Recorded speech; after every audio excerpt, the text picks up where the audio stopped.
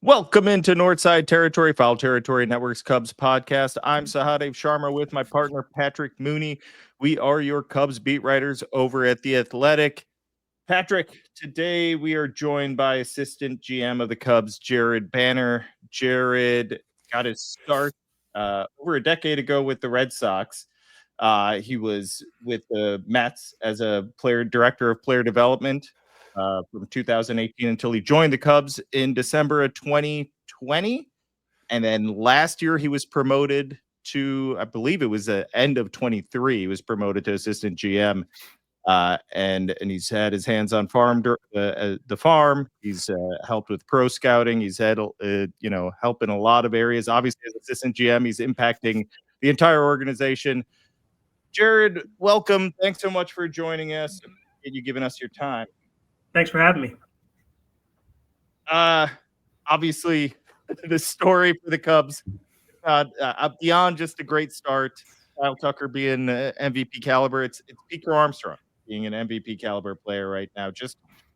Every single time I watch him play, I'm impressed by it. He's gotten to a level that I think we all thought was possible, but I'm not sure if we realized it would actually happen. It was like the 99th percentile outcome is happening right before us right now. What has been your reaction to this PCA-mania, and how do you believe he kind of found this next level of performance? I think my reaction is pretty similar to yours, which is this is a lot of fun. It's fun to watch. Pete's put a lot of hard work in over the years. Great young man. Obviously an extremely talented ball player. And those two things have collided a little bit here, and he's playing really well. Part of the reason why we wanted to have you on, Jared, is I don't know if anyone in the organization has kind of a longer or more varied history with Pete than you. 2020 was a weird draft. I know you're on the player development side, but can you take us back to that moment of like, what were you hearing in terms of the player and the person that was coming into your organization at that time? Yeah, it was a strange time just because a lot of the high school seasons had been cut short a bit. But nonetheless, our amateur staff in New York really liked Pete. The person I think back to a lot is the scouting director at the time, Mark Sharma. He's a scouting director for the Blue Jays now.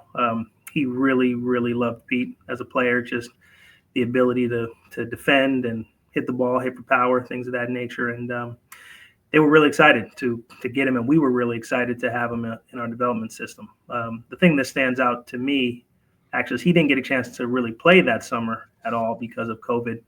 So I didn't actually get to see him play until that September, October in instructional league. And even though I'd heard about him and his name, had talent attached to it, it wasn't until I actually saw him play that I was really like, whoa, this kid, he has a chance to be special.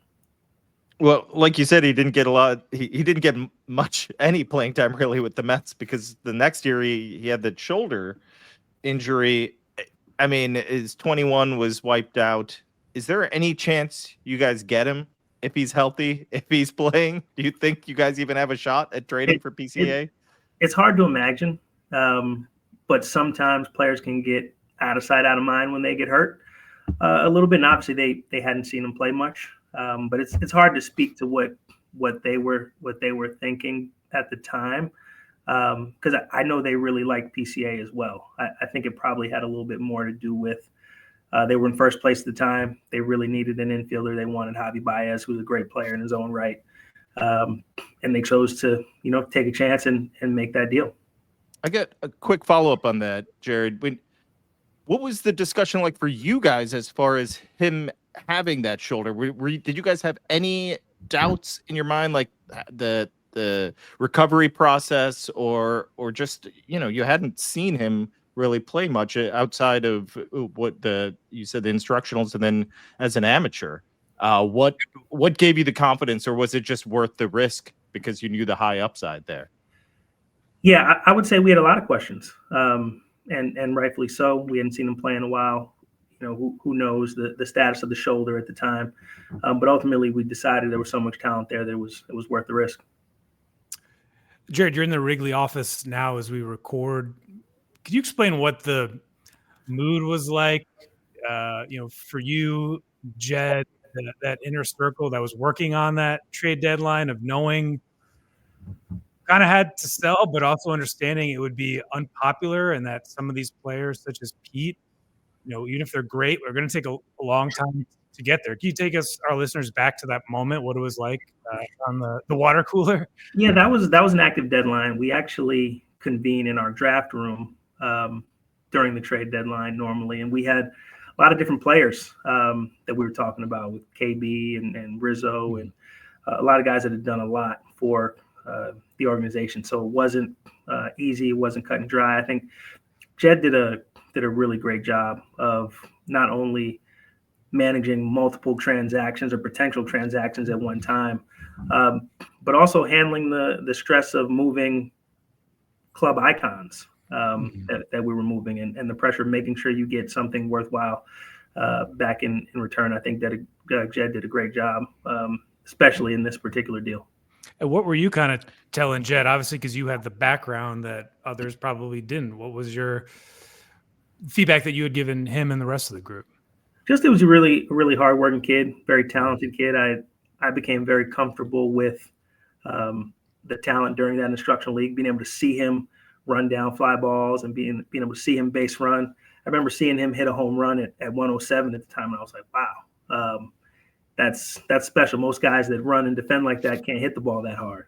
So I just gave him the information that I had, but it was really ultimately Jed's choice to pull the trigger on the deal, and it looks good so far. Did you see him struggle with the emotional aspect of this, or was he able to kind of, I guess, disassociate from that aspect? Because like Patrick said, this was the World Series team. I mean, he built something that everyone thought was pretty special in Chicago, and it was the right move, but it was the right baseball move, but it had to be hard as the emotional aspect of it all. Yeah, I think it was certainly hard. I'm sure it was harder for Jed than it was for me. For example, I wasn't here for a lot of those glory years, but it definitely took a toll on Jed having to handle the media and the fans and talk to the players and a lot of emotions at the time. But like everything else, he did what was best for the organization over the long term. Jared, we're going to take a real quick break here, and then we'll be right back with a few more questions.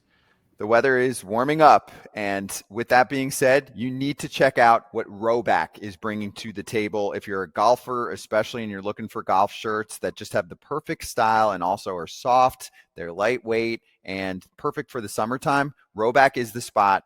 Of course, FT's hooking you up with a code for 20% off at rhoback.com. That's FOUL on RHOBACK.com for 20% off all shorts, hoodies, polos, and more. When we were in Milwaukee, Jared, Pete actually brought you up. He said he was talking about his time with the Mets. He said, first day, I think I overslept for my COVID test. That was like the best blessing in disguise. We obviously talked about it, and I think we got to know each other kind of from the job. Everybody all the way back to the Mets felt pretty free, but especially here, the people have just given me the green light to be myself and kind of without question. I'm grateful for that because it's probably a different story if I'm getting held back, but never once. And I'm super grateful for that. So, Pete has been allowed to be himself. I think that's, people love that about Pete, seeing his emotion on the field. I'm curious, what was your recollection of that interaction and kind of your, how did it go from your end? I have the same memory. We have, it's the first day of instructional league. We have maybe 50 or 60 players in. Then I remember we get towards the end of the COVID testing. It's like, hey, is everyone done? We get everyone in. Anyone have COVID? Well, yeah, we got everyone in, but there's one person missing. Okay, who's that? Pete Crow-Armstrong. I'm like what? So we sent someone back over to the hotel where, because we were calling him, weren't getting any answers. Someone eventually banged on his door, and you know how it is when you're younger. You can sleep all through the morning. But he definitely overslept it, and it was the first day. He's just basically coming out of high school. It wasn't a huge thing, but I do remember telling him, hey, this can't happen anymore. You're a professional now. So, but yeah, Pete's a unique personality, and I think as an organization, our player development staff did a great job letting him be himself. He plays the game with an edge. He's a competitor. He gets excited about things, and he should. And we're all happy to watch him, and he's fun to watch. Jared, we've had conversations over the years, and one thing that stuck out to me was kind of as you were overseeing the farm system, you stressed this idea of like there were kind of three main themes in player development. One's having a growth mindset, two's being great teammates, and three is being evidence-based. And I was curious just how, looking back on it, did Pete's development sort of reflect those ideas? Can you put that in a context of, obviously he's a super talented guy since he was 12 years old on Team USA, but it takes sort of a village to get guys to this level. How do you reflect on that period and kind of the broader ideas that were going on at that time? So I think Pete has a great growth mindset. And I think the best evidence of that is when he got to us, he was open to changing his swing. Now, this is before he even played a game for us. Wow. He was working with Rachel Folden and Stephen Polakov down in Arizona, and he made some pretty significant changes to a swing, which is not something most players are willing to do prior to failing. They've had so much success their whole life doing things a certain way, and they need to make sure oftentimes that it doesn't work anymore first before doing anything. And I think Pete was so hungry to grow and get better that he made some changes early on. I think they bared a lot of fruit once he got to Myrtle Beach. Jared, PCA is obviously the star of the young kids right now as far as how well he's performing, but it's not like this team is short on youth. It's a really nice mix of veterans and kids, and we're starting to see kind of this youth movement. PCA obviously came up last year, and this first full season seems like a MVP caliber performance, but Matt Shaw came up right away, struggled, back down, back up, and it immediately looks like what the work he put in is impacted him. Moises Ballesteros with a quick cup of coffee. I'm sure he'll be back at some point. And Cade Horton, I feel like those are the types of starts you need from a kid when a huge piece goes down in the rotation. He's done what you've asked of him. How important how gratifying has it been for you to watch young kids come up and impact a playoff caliber team? And can you kind of give some insight into the player development aspect of? I think each of these guys has a little bit of a story. Cade and Matt Shaw in particular. I think what we saw from Cade last year, what we saw from Matt the first few weeks of the season. These are good player development stories. Yeah, I think the thing that stands out is going into this year, we felt as though our youth, our players, our prospects were at a level now where they could help us at the major league level if something happened, like the Cades, the Moises, Shaw. We felt like, and even more so, Alcantara, Casey, all those guys that are down there that we've been telling you about for many years. They're finally ready to actually come up and help if needed. And I think it's already shown itself a bit with Shota going down and Cade having to come up and step up. Same thing with Moises when Hap had to go on the IL. We haven't necessarily had those prospects ready to do that in years past. So I think that's what makes this year a little bit different. Like you're saying, the youth they're starting to grow into actual major league players, which is really fun to watch. To go into the specifics of each guy, I think to start with Shaw, it's plain to see him coming back to the big leagues. He's shortened his leg kick, right? So what that tells me is that he felt like he needed to have a little bit of a simpler stride in order to get on time for the fastball, which is something that he struggled a little bit with in his first round up here. So I think that's an example of a player just coming up, getting a taste of it, going down, knowing he needs to work on something, making an adjustment, and then coming back. And that's what we love to see. Development is not linear generally. There are ups and downs to it. Obviously, Pete dealt with the same thing. And then ultimately, it all bears fruit at the end. So, again, we're excited about the whole group and excited about the season so far. Just one more on Pete, Jared. I remember you and I trying to make our way through the crowds at Dodger Stadium in April, and Pete had just had that big game, blowing the kiss to his parents. I didn't foresee the hot streak that was kind of coming, but do you think this is going to change Pete, or how do you think he's going to handle what is sort of coming here? Like, he's been a well-known player for a long time, but he seems to be in this kind of different stratosphere now. How does one navigate? How do you think he'll handle it? Pete's built for this. Honestly, I think if anyone's prepared for it, he is. I think he's always believed in himself. I think he's always known that this is the type of player he would be. And it's just the rest of us that are just catching up now. It's a good way to put it. Yeah. It's been really fun to cover this team the first 2 months now. Jared, thanks so much for joining us. We wish you all the luck the rest of this way. I'm sure we'll run into each other plenty of times at Wrigley and on the road. Thanks for your time, man. Take it easy. Appreciate Of course. Thanks, guys. Jared. Take care. All right, Patrick. We got 3 with the Reds. We'll have Trent Rosecrans later this week to preview that with the Cubs. PCA is the story, right? I mean, this is we'll talk about Kyle Tucker. We talk about the pitching staff, the bullpen. I think the fact that PCA has become this, you know what? Let's take a quick break and touch base on just what PCA has become here. Kratz, I'm going to let everyone in on a little secret. I am not a fan of carrying around physical cash. I go Cash App, where you can send, receive, or transfer money with family and friends. It's super easy. They've got your back too. Like, if you're trying to send some money and you maybe put in the wrong account name, they'll be like, hey, this is a sketchy account. Are you sure you want to send this? Cash App has your back. They do it safe, securely, easily, and fee-free. And all you got to do is download the app, and Scott can actually pay for his half of dinner. Exactly.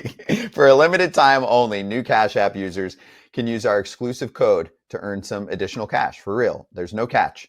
Download Cash App, sign up. It's very easy, and use our exclusive referral code Territory in your profile. Send $5 to a friend within 14 days, and you'll get $10 dropped right into your account. Terms apply. That's money. That's Cash App.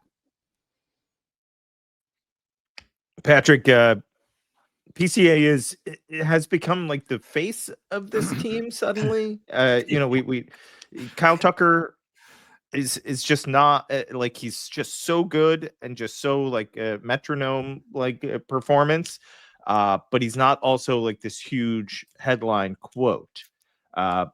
As good of a player as he's a good dude. It's not like if you find him and talk to him, it's not like he'll say get away from me or anything like that.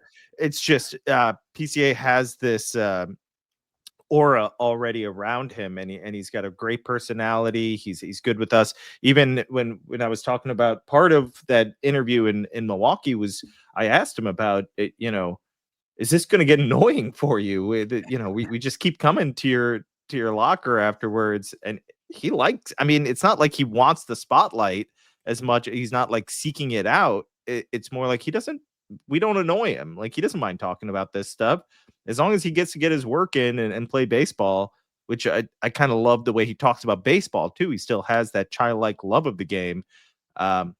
He seems fine with it. That's why I like your question there at the end to Jared. It's like, how's he going to handle this? I think Jared's right. He's built for this. He's not making any missteps here. Yeah, I kind of out of central casting, in terms of parents who have extensive credits in Hollywood. He's not annoyed yet, but I will give him credit for, he was very introspective last year. Like, I think even going back to, I think you might have talked to him, was it during the lockout year when there was kind of a prospect camp, and like very engaging, like very thoughtful. Obviously, a lot of the questions now are like, why are you so awesome? And how awesome is it being this awesome? But like, he engaged on, when he was sort of struggling, and what it was like being traded for Javier Báez. And, he was a minor leaguer with the Mets, but that's still like, part of a New York market. I think he gets it. And yeah, certainly, another difference too between Tucker and Crow-Armstrong is like no one knows what's going to happen with Tucker, but Pete is definitely someone you can build around, you can market year over year. There's going to be a history there. I mean, it starts with his dad, being a Cubs fan in Naperville and having a whole nother layer to this. Pete, basically being told, in the early Theo Jet era, like, all right, you gotta hop on now. I don't want a bandwagon fan. And Ken Rosenthal wrote about that. We had written about, how this is a kid who grew up with Anthony Rizzo Sports Illustrated World Series framed cover in his house. So really just an amazing story, and really great to hear from Jared as someone who, behind the scenes has watched Pete and does have a good relationship with him, a long-standing relationship with the Crow-Armstrong family. Yeah, absolutely. It was kind of Jared to join us. I've been really enjoying this PCA story. It's kind of when something kind of wild is happening in front of you, right? Sometimes you'll see it and you're like, whoa, are we watching? Is this happening? Are we watching this star be born? And I think, he needs to continue to do it, but it feels like this is happening. And it's kind of we're going to continue to write about it because he's the story and it's really fun. We're going to continue to talk about it. He's easy to get behind in the sense like this. He plays the game in a really exciting way. He's easy to talk to, and he's fun on and off the field. Like this is what kind of baseball should be. They should market players like this. So it's nice to have someone like that. We'll be back tomorrow with another episode, and then again next week, 3 against the Reds. We'll preview that one coming up. Thanks so much for listening, everyone. This is Northside Territory. Make sure to rate, review, subscribe to the YouTube channel, and subscribe to The Athletic, where we are on top of all things Cubs. Thanks, everyone. Take care.